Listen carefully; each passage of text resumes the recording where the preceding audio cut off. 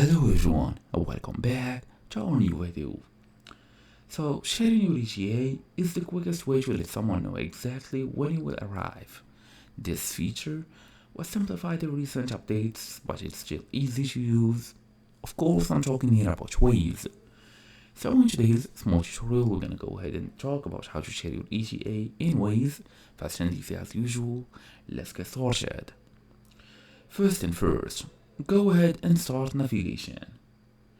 First, set your destination and start your route. You can only share your ETA while actively navigating. We all know this. Now, it's time to tap on your ETA. During navigation, tap ETA box at the bottom of your screen. This opens the drive options menu. All you got to do now is go ahead and tap on select share drive.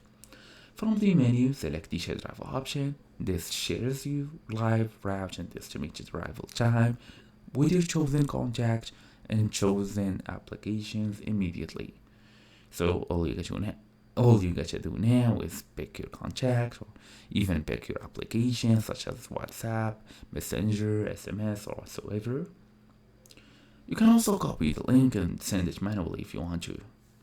As for an important recent change, some users have noted that the process has become slightly more involved. Waze no longer sends a direct SMS through the app. Instead, it now shares a link that you must send through your own messaging apps. Plan ahead to avoid distractions while driving. And also, you have an inbox here into the app that you can use, maybe. And that's the idea. Thank you all for watching this. See you all in the next video.